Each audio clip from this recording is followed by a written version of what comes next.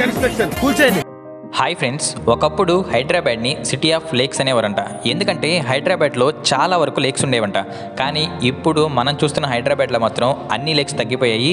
దాదాపు 61% లేక్స్ అయితే తగ్గిపోయాయి. హైడ్రా అని ఒక కొత్త ఏజెన్సీ అయితే రంగంలో దిగింది. హైడ్రా అంటే Hyderabad disaster response and assets monitoring and protection. ఒక 1 month బ్యాక్ అయితే ఈ ఏజెన్సీని స్టార్ట్ చేశారంట. దీని పని ఏంటంటే గవర్నమెంట్ ల్యాండ్స్ని ప్రొటెక్ట్ చేయడం కోసం. హైదరాబాద్ యొక్క కమిషనర్ రంగనాథ్ గారి పర్యవేక్షణలో హైదరాబాద్లో ఉన్న ఇల్లీగల్ కట్టడాలు ఏమైతే ఉన్నాయో లేక్స్కి ఆనుకొని ఉన్న వాటిని, లేక్స్ని పూర్తి చేసి ఇల్లీగల్గా కట్టిన వాటిని అన్నింటినీ కూడా కూల్చివేస్తారంట. బఫర్ జోన్ అని ఒకటి ఉంటుంది. అదేంటి అంటే లేక్స్కి 30 meters ఆనుకొని ఏవైతే ఉన్నాయో హౌసెస్ కానీ, అపార్ట్మెంట్స్ కానీ, ఫామ్ హౌస్ కానీ ఇవన్నీ కూడా ఇల్లీగల్ కింద వస్తాయంట. అలా ఎవరైతే బఫర్ జోన్లో ఇల్లీగల్గా కట్టారో అవన్నీ కూడా కూల్చేయడమే ఈ హైడ్రా యొక్క పని.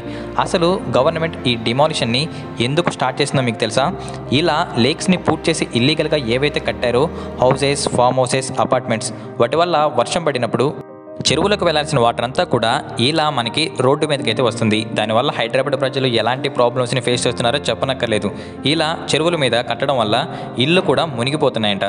ఇదే మెయిన్ రీజన్. అందుకే గవర్నమెంట్ ఈ డెమాలిషన్ అయితే స్టార్ట్ చేసింది. ఇప్పటికే 100కు పైగా కట్టడాలను అయితే కూల్చేశారంట. ఏవైతే ఇల్లీగల్గా ఉన్నాయో హౌసెస్, ఫామ్ హౌస్ వాటన్నిటిని కూడా ఈ హైడ్రా అనే ఏజెన్సీ అయితే అన్నిటిని కూడా కూల్చేసిందంట. ఈ డెమాలిషన్ భాగంలోని అక్కినేని నాగార్జున గారిది ఏదైతే ఎన్ కన్వెన్షన్ హాల్ ఉందో దాంట్లో లేక్ని అనుకుని ఇల్లీగల్గా ఎంతవరకు కట్టారో ఆ పోర్షన్ అయితే వీళ్ళైతే కూల్చేశారు హైడ్రా టీం. ఈ హైడ్రా టీం ఏం చేసిందంటే తెలంగాణ అపోజిషన్ లీడర్ అయిన కేటీఆర్ గారి ఫామ్ హౌస్ని కూడా కూల్చేసిందంట. అసలు ఎక్కడ తగ్గడం లేదు కదా. అయితే అపోజిషన్ పార్టీ వాళ్ళైతే ఇలా అంటున్నారు.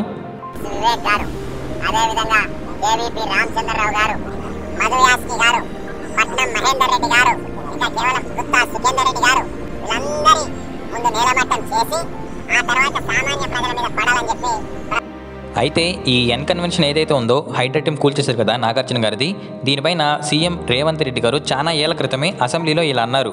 అప్పుడు రేవంత్ రెడ్డి గారు అయితే అపోజిషన్ లీడర్గా ఉన్నారు.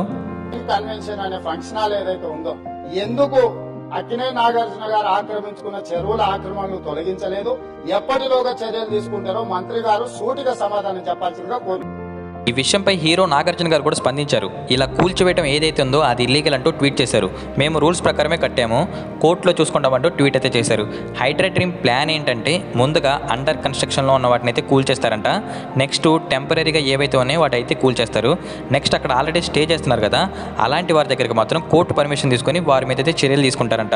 హైడ్రా టీం ఏమన్నారంటే ఎవరైతే స్థలాలు, హౌసెస్ కొంటారో, అమ్ముతారో ఈ బఫర్ జోన్ సర్కిల్లో మాత్రం కొనొద్దు, కట్టొద్దు అయితే చెప్పారు. ఎవరైతే మీ దగ్గరకు వచ్చి స్థలాలు అమ్ముతూ ఉంటారో ఒకవేళ అది బఫర్ జోన్లో ఉంటే మాత్రం ఈ హైడ్రా టీంకి రిపోర్ట్ చేయాలి అంటూ వారైతే కఠినంగా అయితే హెచ్చరించారు. ఇల్లీగల్ కన్స్ట్రక్షన్ కూల్చేయండి విషయం మీద బాబు గోగినేని ఎవరైతే ఉన్నారో ఒక ట్వీట్ అయితే చేశాడు. అదేంటి అంటే బిగ్ బాస్ స్టార్ట్ అవుతుంది కదా, ఎలిమినేట్ హిమ్ బిగ్ బాస్ అంటూ ట్వీట్ అయితే చేశాడు. ఇల్లీగల్ కన్స్ట్రక్షన్ చేసిన నాగార్జున గారిని వెంటనే రీప్లేస్ చేసి కొత్త హౌస్ని అరేంజ్ చేయాలి అంటూ, ఒకవేళ మార్చకపోతే హౌస్ మేట్స్, ప్రేక్షకులు అందరూ కూడా ఓట్లు వేసి అయితే బిగ్ బాస్ 8 నుంచి నాగార్జున గారిని తప్పించాలంటూ ట్వీట్ అయితే చేశాడు. తెలంగాణ గవర్నమెంట్ ఏదైతే ఉందో ఈ అక్రమాల కూల్చివేతలు స్టార్ట్ చేసిందో దీనిపైన మీ అభిప్రాయం ఏంటో కింద కామెంట్ చేయండి. వెళ్ళే ముందు ఛానల్కి సబ్స్క్రైబ్ చేసుకోవచ్చు కదా.